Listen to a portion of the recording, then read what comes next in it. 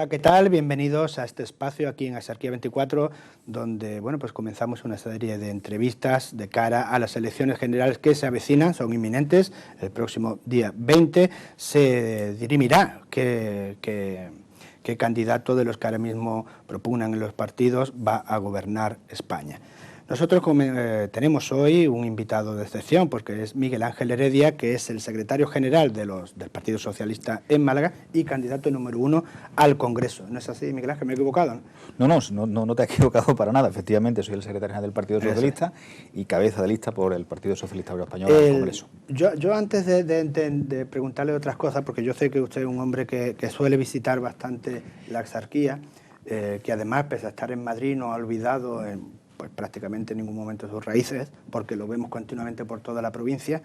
Yo era una pregunta que quería hacerle, sobre todo porque después de las elecciones locales hubo un gran vuelco electoral, sobre todo en la Axarquía, donde Nerja, Rincón de la Victoria y sobre todo Vélez Málaga volvieron a ser gobernadas por el Partido Socialista. Y Algarrobo.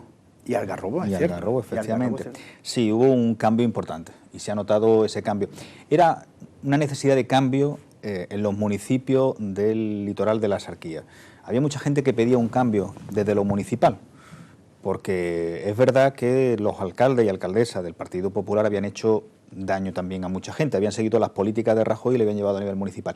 Era necesario un cambio. Y ahora se comprueba y se puede ver que hay un nuevo aire en la Axarquía, un nuevo aire con alcaldes y alcaldesas con una capacidad de trabajo extraordinaria, cuya principal prioridad se llama empleo y mantenimiento del estado del bienestar. Y ahora tenemos que pasar a la siguiente fase. Hemos dado el cambio en la Axarquía, en los ayuntamientos, ahora tenemos que llevarlo en el gobierno de la nación. También España necesita un cambio porque hay dos opciones, o tenemos Rajoy o tenemos el cambio. Y la gente del próximo 20 de diciembre, los ciudadanos y ciudadanas de la Axarquía que nos estén viendo en este momento, tienen que elegir entre Rajoy y el cambio. Y el único partido que puede llevar a cabo ese cambio desde la izquierda es el Partido Socialista Obrero Español. En ese cambio, usted evidentemente cita al Partido Socialista, pero es verdad que hay nuevos partidos, todos los días recibimos noticias referentes a encuestas, a cómo están los nuevos partidos. ¿Cómo se está viendo todo esto desde un partido como el socialista? Yo creo que los nuevos partidos aspiran a influir, pero saben que no van a gobernar. Porque me decía usted que como diputado estaba en Madrid, pero estaba sobre el terreno. Es que yo creo que los políticos tenemos que estar sobre el terreno, conociendo los problemas de la gente y tratando de buscar soluciones a esos problemas.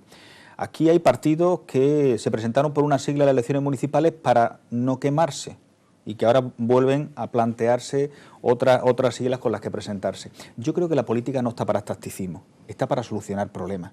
Porque hay otros partidos que se presentan, como es el caso de Ciudadanos, que no han querido entrar en gobierno. No han querido entrar, por ejemplo, en el gobierno de la Junta de Andalucía, no han querido entrar en gobierno en el Ayuntamiento de Málaga, no han querido entrar en gobierno de Diputación. Y yo creo que los políticos tenemos que entrar en el gobierno para solucionar los problemas que tiene la gente, los problemas de los jóvenes, de las mujeres, de los mayores, de los trabajadores, de los autónomos, de las clases medias. Tenemos que entrar, tenemos que remangarnos y tenemos que solucionar problemas. Desde la barrera los problemas se ven de otra forma que cuando está en el ruedo. Y yo creo que los políticos tenemos que estar en el ruedo. Y los únicos dos... Además que para eso se presentan, ¿no? Sin duda alguna. Y por eso los dos únicos partidos que pueden ser opción de gobierno o es en Rajoy o es el cambio. Y el único partido que es capaz de llevar a cabo ese cambio es el Partido Socialista Obrero Español. Uno de los caballos de batalla que sobre todo el Partido Socialista se ha echado sobre la espalda es ese combate contra la reforma laboral que ha propugnado Rajoy. Ustedes continuamente hablan de que, de que primero no ha solucionado nada y segundo, por el lado contrario, ha traído más desempleo y más precariedad laboral, ¿no? Efectivamente, vamos a ver, Rajoy ha aprovechado la crisis para hacer política. Rajoy no nos ha sacado de la crisis. Estamos comprobando cómo sigue habiendo muchísimas familias que lo está pasando mal. Ahí hay algunos datos como el hecho de que hay 1.600.000 familias con todos sus miembros en paro en este momento. Pero ellos utilizaron la crisis para hacer ideología de derechas. Hicieron una reforma laboral no para crear empleo. De hecho, prometieron crear 3,5 millones de empleo y hoy hay en nuestro país 540.000 ocupados menos. La reforma laboral fue la respuesta para los grandes empresarios de este país, para darle satisfacción a lo que siempre quisieron los grandes empresarios de este país y la derecha nunca se atrevió a hacer. ¿Y qué querían los grandes empresarios de este país? Los grandes empresarios de este país querían despido a precio de saldo, empleo precario, salarios miserables y horas extras para no pagarlas. Y hoy nos encontramos con esa situación. Nos encontramos con una situación en donde 1 de cada 2 jóvenes está en paro, 7 de cada 10 empleos que se han destruido han sido de mujeres. Nos encontramos con 900.000 parados de larga duración de más de 45 años que cada día tienen menos esperanza de encontrar un empleo. Ha subido 8 puntos en la provincia de Málaga. O nos encontramos con el hecho de que los parados de larga duración se han duplicado. Hoy hay 2.300.000 parados. ¿Y esa reforma laboral qué ha traído? Pues ha traído precariedad. Y cuando hablo de precariedad, que mi madre no sabe muy bien lo que es, yo lo trato de explicar de la siguiente forma. La precariedad es que la duración media de los contratos este año es de menos de 2 meses. Y 1 de cada 4 contratos que se firman en nuestro país duran menos de una semana. Con eso una familia, ¿cómo se puede plantear un futuro? Pero lo peor es que los salarios son miserables. Salía hace unos días una estadística de Hacienda del propio ministro Montoro, donde dice que 1 de cada 3 trabajadores de este país cobra menos de 645 euros. En la provincia de Málaga ese dato es todavía peor, porque casi la mitad de los trabajadores cobran ese dinero. Y yo desde el Congreso he tenido oportunidad de preguntarle a Montoro, a la ministra Bañez y al ministro de Guindos si ellos podrían vivir con menos de 645 euros. Todavía estoy esperando la respuesta, porque saben que no se puede vivir, porque ellos no han creado más empleo, han creado peor empleo. Y no hay menos parados, hay menos cobertura por desempleo, porque hay otro elemento que me parece importante y a destacar. En este momento en nuestro país hay 3 millones de parados sin ningún tipo de cobertura por desempleo. En la provincia de Málaga son 80.500. De eso es de lo que estamos hablando, de que trabajar hoy en nuestro país no es garantía de llegar a fin de mes.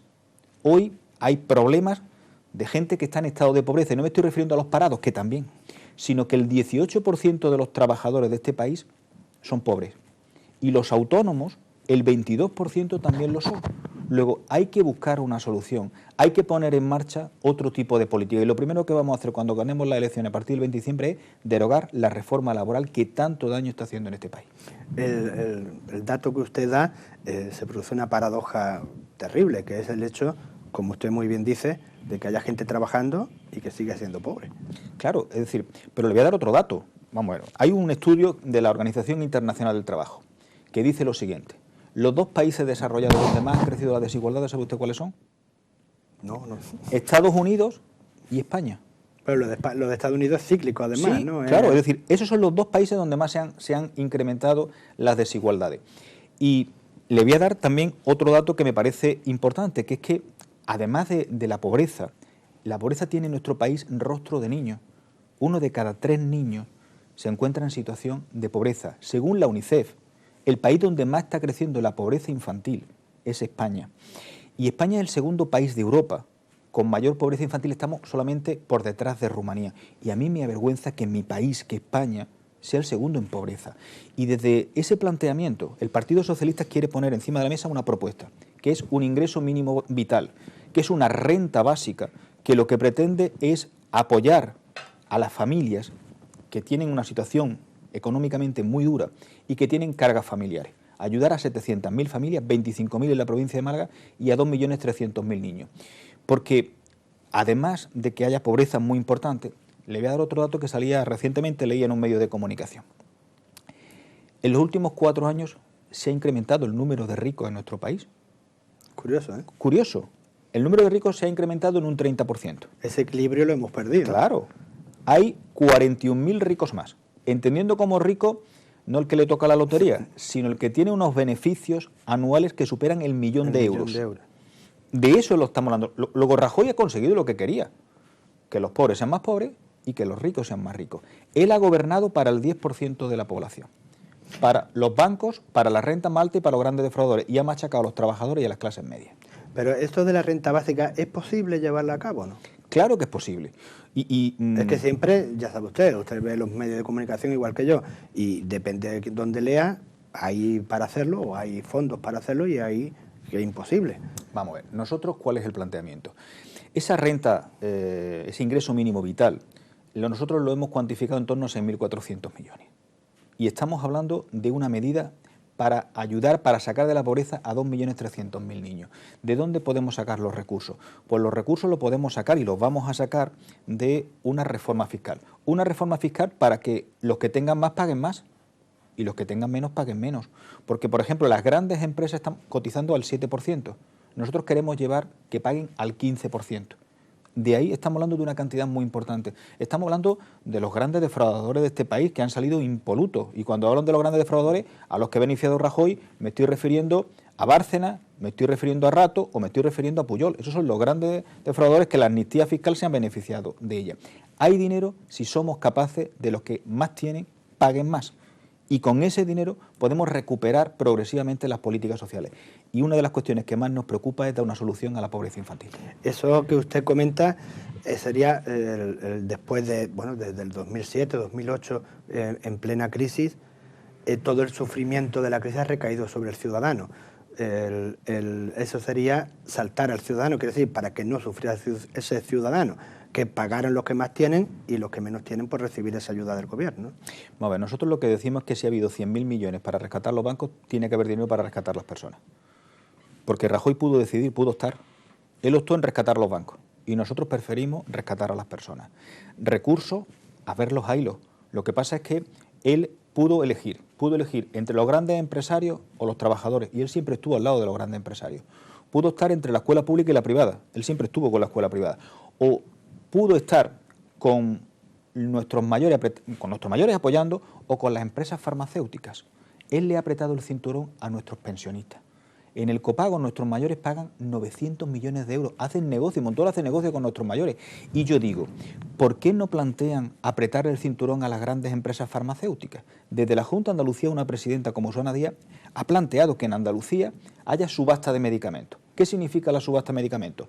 Que se presenten varias empresas farmacéuticas y la que gane el concurso es la que evidentemente los ponga más baratos. Y de esa forma hay un ahorro importante en materia sanitaria. Y ese ahorro se destine a evitar, por ejemplo, los copagos. Nosotros estamos en contra de los copagos. La derecha, el Partido Popular, no está. Por cierto, Ciudadanos tampoco está en contra de los copagos. Ellos defienden el copago sanitario, lo que es lo mismo, que el que tenga dinero estará bien atendido en un hospital y el que no lo tenga, pues no podrá estar atendido. Usted ha mencionado a Susana Díaz. ¿Qué le podría decir a los andaluces, concretamente ahora a los andaluces, cómo hubiera sido su vida si en vez de gobernar estos años el Partido Socialista en plena crisis, hubiera gobernado el Partido Popular u otro partido? Mire, yo como secretario general del grupo parlamentario me ha permitido viajar a otros sitios. No he estado nunca en Canarias, pero sí he podido visitar otros sitios.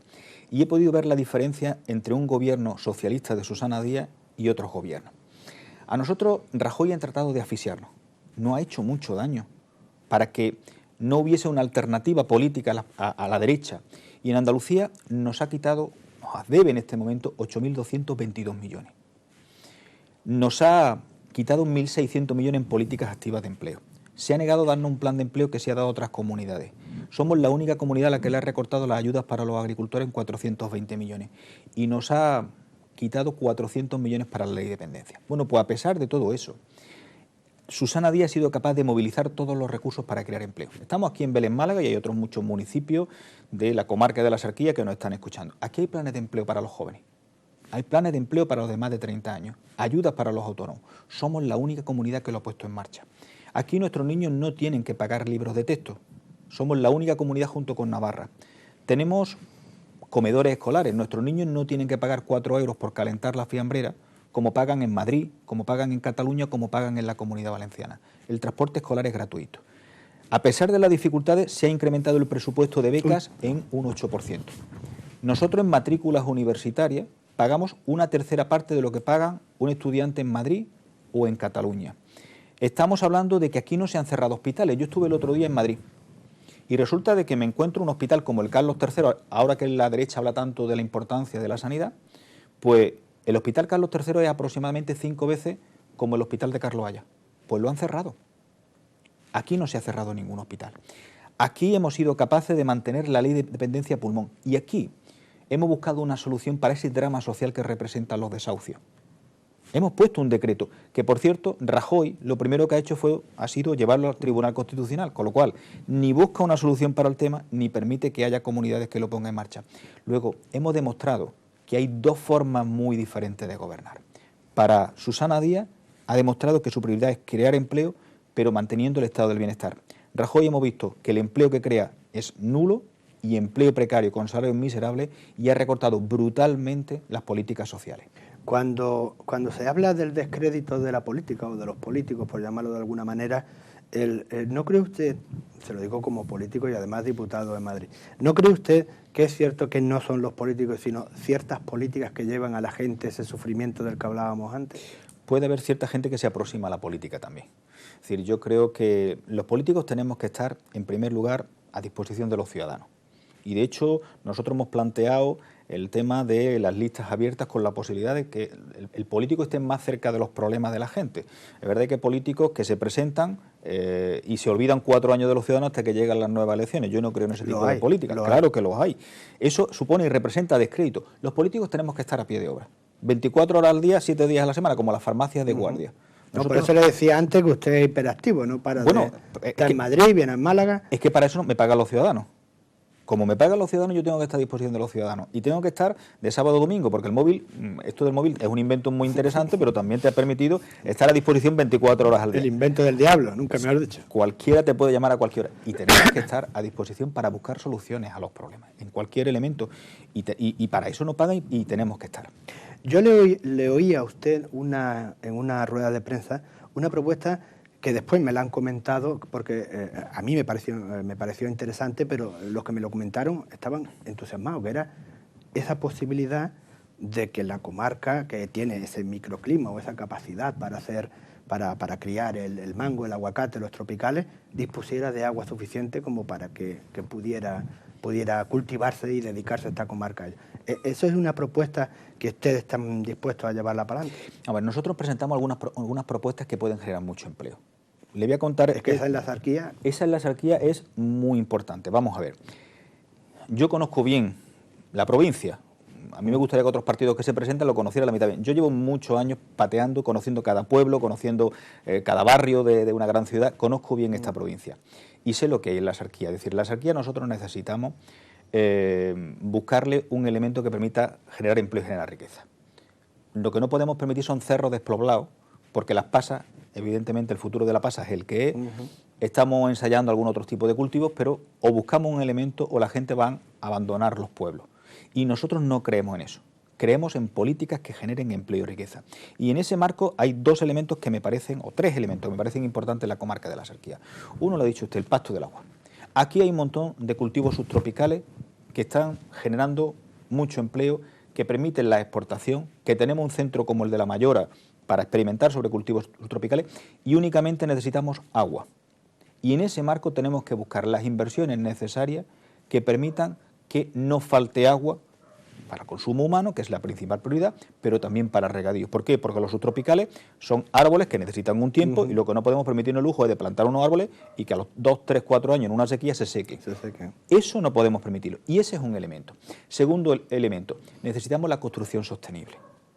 La Axarquía es una zona de desarrollo turístico importante. Y cuando hablamos de la Costa del Sol también es esto.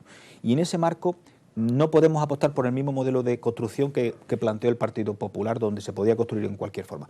Pero, y eso lo ha demostrado también la presidenta Susana Díaz, la construcción sostenible. Yo todavía no he visto a Rajoy hacer ninguna propuesta de estas características. Y en tercer lugar, necesitamos apostar por el sector turístico. El sector turístico de Costa del Sol, Axarquía, tiene que crecer. Y tiene que crecer rompiendo la estacionalidad. Estamos en noviembre, prácticamente finalizando. Tenemos una temperatura que supera los 20 grados. Hombre, no vamos a decir que nos metamos en el agua, pero aquí hay gente de Europa que puede venir encantado a disfrutar de estas temperaturas, estas maravillosas temperaturas que hay en este momento. ¿Qué tenemos que hacer? Tenemos que apostar, para mejorar nuestras playas y que estén las playas en condiciones óptimas durante todo el tiempo de temporada turística. 2, romper la estacionalidad, que los hoteles pueden estar abiertos prácticamente todo el año. Y también crear hoteles, una planta hotelera importante en esta comarca que permita crear mucho empleo y riqueza. Luego, ahí tenemos 3 elementos que ponemos encima de la mesa del Partido Socialista cuando dicen ¿qué propuesta hace el Partido Socialista para crear empleo? Ahí tenemos 3 que puede crear muchísimo empleo, mucha riqueza en esta comarca. Y lo estamos proponiendo porque conocemos los pueblos, conocemos esta comarca y sabemos las necesidades que tiene. Oiga, ¿y Pedro qué tal? Bueno, pues Pedro bien, yo periódicamente hablo con él, está animado, está cogiendo el pulso de la campaña. Yo creo que a medida que va avanzando la campaña va cogiendo más peso. Estuvo muy bien en la entrevista con Bertín Orbone, lo vi también el pasado sábado en las preguntas que le hicieron los ciudadanos, que esas son difíciles cuando no sabes muy bien qué te van a preguntar, salir de ese tema. Conoce bien los temas y yo creo que es un gran presidente. Un gran presidente porque tiene unas buenas ideas donde conoce perfectamente cuáles son las prioridades en este momento, que se llama generación de empleo, mantenimiento del estado del bienestar, un sistema tributario más justo y evidentemente terminar con un problema como es el tema de la pobreza, y es una persona que es un gran trabajador. No le pesa echar todas las horas que sea necesaria, hacer todos los kilómetros que sea necesario para atender las necesidades del país. Y por tanto creo que va a ser un gran presidente. Miguel Ángel, ¿seremos alguna vez un país aburrido? De estos que se levantan, trabajan, viven, se acuestan y no tienen muchos sobresaltos continuos. A mí me costaría, porque yo, por ejemplo, en mi vida, sin estar todos los días buscando soluciones a los problemas, la vida sería mucho más aburrida. Yo creo que la vida es algo que discurre y que pasa muy rápido. Nosotros no vamos a ser nórdicos nunca. Bueno, pero el nórdico tiene el problema que tiene porque tiene mucho frío, y cuando tienen 3 metros de nieve no pueden salir de su casa. En Málaga o aquí en la Sarquía, quedarte en tu casa cuando puedes irte al barrio y tomarte una cervecita o eso, pues parece que no estaría hasta ni bien visto, ¿no? Nosotros tenemos un clima que es un clima extraordinario y tenemos que aprovechar ese clima que es privilegiado para nosotros, para permitirnos también crear empleo y riqueza. Tenemos un sector turístico extraordinario. Te decía, propuestas para crear empleo. Y hay una que a mí me gusta mucho y además me gusta explicarla, que es el tema del aeropuerto. Nuestro aeropuerto es un aeropuerto que se hizo con gobierno socialista, se amplió de forma muy importante, gastamos 1.400 millones. Y uno de los temas que yo voy a trabajar y voy a pelear, porque en ello creo, es convertir el aeropuerto de Málaga en un aeropuerto de conexiones internacionales. Mi madre no sabe lo que significa y yo también lo trato de explicar. Significa que desde Málaga podamos conectar con Latinoamérica, con África, con Oriente Medio y con Asia. Ahora, para ir a cualquiera de estos destinos tienes que irte de Málaga a Madrid y de Madrid tienes que irte allí. Ahora mismo el único aeropuerto de conexiones internacionales que hay en España está en Madrid. Se quiere hacer otro, Rajoy quiere hacer otro en Barcelona. Y nosotros queremos que haya un tercero en Andalucía, que sea el de Málaga. Para que haya un aeropuerto de estas características tiene que ser aeropuertos con 2 pistas. 2. Para que haya una compañía que pueda operar ahí. El de Málaga tiene 2 pistas. La segunda costó 426 millones de euros y está muerta de risa. No se utiliza. Si pudiéramos poner en funcionamiento esa segunda pista, el aeropuerto de Málaga, en lugar de 14 millones de pasajeros al año, podríamos recibir 30. O sea, duplicar. Yo he hablado con el sector hostelero, yo he hablado con los taxistas, me he reunido con los coches de alquiler, con los de las tiendas del aeropuerto, con los controladores aéreos, con los sindicatos. Está todo el mundo encantado con esa posibilidad. Bueno, claro, evidentemente. Claro, es decir, ¿y por qué no lo hacemos? ¿Y por qué no? Pues dice, el gobierno de Rajoy al final, cuando le pregunta y tratamos de enterarnos, dice que hace falta 50 trabajadores más. En 4 años ha echado 81. Ha echado 81 trabajadores de AENA del aeropuerto de Málaga. Si meten 50 todavía el saldo sigue siendo negativo. Pero con 50 trabajadores más podríamos abrir la segunda pista. Hay empresas interesadas, como puede ser el caso de Vueling, para operar desde ahí y podríamos incrementar el número de conexiones aéreas con muchos destinos, crear una atracción turística muy importante para Málaga. Y yo lo que quiero es que en Málaga haya empleo y haya riqueza. Y ese proyecto es un proyecto que además es gratis. Es decir, no necesitamos inversiones. Claro, porque ya está hecha, claro. Está hecha, lo único que necesitamos son 50 puestos de trabajo. Y con 50 puestos de trabajo podríamos duplicar el número de pasajeros, el número de turistas que vienen a disfrutar de nuestro clima. Esos son los proyectos que ponemos encima de la mesa del Partido Socialista. El aeropuerto, el pasto del agua en la Sarquía y en parte de Málaga, vuelvo a decir lo mismo. Pese a la lejanía, está usted muy cerca de Málaga continuamente. Es que a mí lo que me preocupa es mi provincia. Yo siempre, cuando empecé... ¿Ha invitado a Rajoy ya a venir aquí? ¿No? Viene para el mismo día de inicio de campaña. Pero me refería a la playa, un chiringuito... Bueno, yo creo que él viaja poco, por eso ha subido el IVA turístico. O sea, prometió hace 4 años que iba a bajar... irá poco al cine también. Claro, también. Y a las peluquerías. Y a las peluquerías. Y a las peluquerías, porque también le ha subido el IVA del 8 al 21%. Ha hecho mucho daño a mucha gente, a muchos sectores. Yo, por ejemplo, las peluquerías que me reuní, los peluqueros de este país salieron por primera vez en manifestación hace 2 años, porque le han subido el IVA del 8 al 21%. Y claro, me decía Miguel Ángel, en los últimos 2 años han cerrado 17.000 peluquerías en nuestro país. 34.000 mujeres que tenían un empleo, sobre todo mujeres jóvenes, se han tenido que ir al paro. Y ha incrementado la economía sumergida, porque esas mujeres se han ido. Entonces, si cierran peluquería y incrementan la economía sumergida, no recaudan más. Y si no recaudan más, ¿para qué suben el IVA? Es decir, han hecho un negocio que yo no entiendo y no sé el por qué han subido determinados tipos de IVA, o el IVA cultural. Han subido el IVA cultural, que hoy es el triple de la media europea. Y estamos hablando de que el 25% de las empresas culturales han cerrado en este país y miles de trabajadores se han ido a la calle. ¿Por qué? ¿No es más razonable mantener el IVA un precio asequible para que la gente pueda seguir yendo al cine, al teatro, a los espectáculos? Porque además... Vivir, en definitiva. Pero no, además de eso consiguen otra cosa: alejar el mundo de la cultura de la gente que tiene menos recursos económicos. Y esto es otro tema que me duele muchísimo. Pero en este caso entroncamos con la fuga de cerebro, ¿no? La famosa fuga de cerebro que ha obligado a mucha gente a irse de España. Es un dato, una obviedad, ¿no? 2 datos. Me reuní el otro día con un grupo de investigadores. Hay un problema, estamos hablando de muchas cuestiones, quiero ponerla también encima de la mesa. Hay cuestiones que me preocupan. Hay 400.000 jóvenes que se han tenido que marchar al extranjero para buscar una oportunidad que aquí no encuentran. Y es verdad que sus padres o sus abuelos se fueron, pero con la maleta de cartón. Hoy se está yendo la generación mejor preparada de la historia. Nosotros queremos, y lo llevamos en nuestro programa, y cuando lleguemos al gobierno lo vamos a hacer, un plan de retorno del talento. Poner las condiciones para que se puedan venir. Porque esa gente que se está yendo, cuando invertimos en investigación, estamos invirtiendo en futuro. No puede haber futuro sin investigación en un país. Y hay un segundo dato que me llamó poderosamente la atención. Me reuní y me contaban los problemas de los jóvenes. No solamente es que la mitad de los jóvenes en nuestro país estén en paro, tenemos la tasa de paro juvenil más elevada de toda Europa, somos líderes en paro juvenil junto con Grecia, sino que el salario de los jóvenes en 4 años ha bajado un 35%. Hoy, un joven menor de 35 años, que ya tiene una edad, cobra de media en España 590 euros.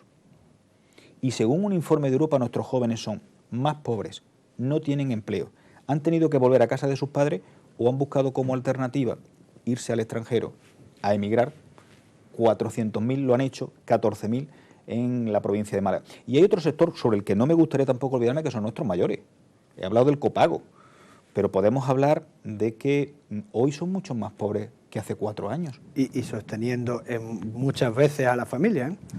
En este momento la última estadística habla de que hay 420.000 familias que sobreviven gracias a la pensión de sus mayores. De eso es de lo que estamos hablando. Y le ha subido todo: el IVA, el IBI, el IRPF, el copago, son 900 millones. Le han quitado, yo cuando tomo café por la mañana, lo primero que hago es tomar un café con llevo a los niños al colegio, mis 2 hijos, y después tomo un café con mi padre. Y él me dice siempre, coméntalo en las entrevistas y en los mítines, que no han quitado más de 400 medicamentos. Y es verdad. El otro día una señora se acercó y me dice, Miguel Ángel, he tenido un catarro muy grande. Dice, y he tenido que comprar la medicina de mi bolsillo, porque ya no me lo paga la Seguridad Social. Dice, me ha costado 50 euros. Dice, 50 euros para Rajoy y Montoro es calderilla, pero para mí representa el 10% de mi pensión y no llego a fin de mes. De eso es de lo que estamos hablando. Estamos hablando de que se ha castigado muchísimo a nuestros mayores y le han subido las pensiones 1 euro. Hay 100.000 millones para rescatar los bancos y a nuestros mayores le suben 1 euro la pensión. Me parece que el daño que se ha hecho a nuestros mayores ha sido tremendo. Pero eso es cierto, eso es lo que no entiende nadie. Como usted dice, ha habido dinero para rescatar los bancos y ya está. No ha habido dinero para nada más. Porque, como digo, Rajoy ha utilizado la crisis para hacer política.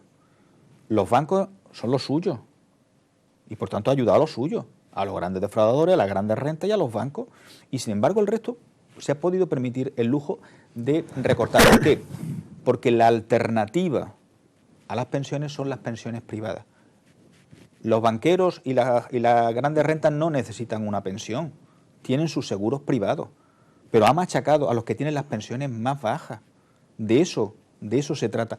O ha eliminado la ley de dependencia. Quiero contarte un tema que el otro día leí y me llamó mucho la atención. La ley de dependencia fue una ley que hizo un gobierno socialista para atender a las personas que necesitan ayuda para levantarse, asearse, vestirse, poder comer. Rajoy dijo desde el primer día que esta ley no era sostenible y ha hecho todo lo posible para cargársela, la ha recortado en 2.000 millones. Bueno, en este momento en España hay 417.000 personas en situación de dependencia valorada, pero que no se benefician de la ley a consecuencia de los recortes. 417.000. Bueno, pues leí hace un par de semanas que el padre de Rajoy está mayor. Así estaba en Moncloa, ¿no? Está en Moncloa y hay 2 personas que lo cuidan.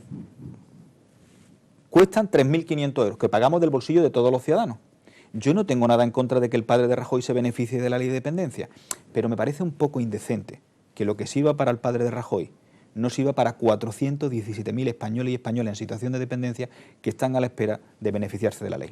Lo que yo digo, la lejanía, ¿no? Cuando coges poder y si le vemos de ministro, esperemos que no. Yo estoy muy bien en Málaga, me encanta Málaga, disfruto de Málaga. Es posible que le veamos de ministro, ¿no? Bueno, yo insisto, a mí lo que me gusta es hacer política por mi provincia y estar aquí en mi provincia. ¿Ministro de Málaga, Miguel Ángel? No, porque cuando uno se va a Madrid, luego al final termina alejándose de la realidad. Yo soy una persona que me gusta estar en la calle. Yo llevo todos los días a mi niño al colegio y hablo con las madres, con los padres, que me cuentan sus problemas del día a día. Voy a tomar café con mi padre en la cafetería de siempre, donde se acerca la gente, también me cuenta. Luego, pues intento a comer en un sitio de menú. Yo como en sitio de menú, con lo cual, pues la gente, los trabajadores, se te acercan y te cuentan. Es decir, a mí me gusta estar tocando calle y hablando con la gente. Eso sí que son entrevistas. Lo que usted se encuentra en los bares. Claro, porque la gente no te cuenta las preguntas que tú más o menos puedes entender, te puede encontrar cualquier tipo de pregunta. Y además en el contacto personal a veces la gente pues luego se tranquiliza, pero al principio te lo puede contar con más o menos gracia. Pero yo creo que estamos los políticos para escuchar a la gente.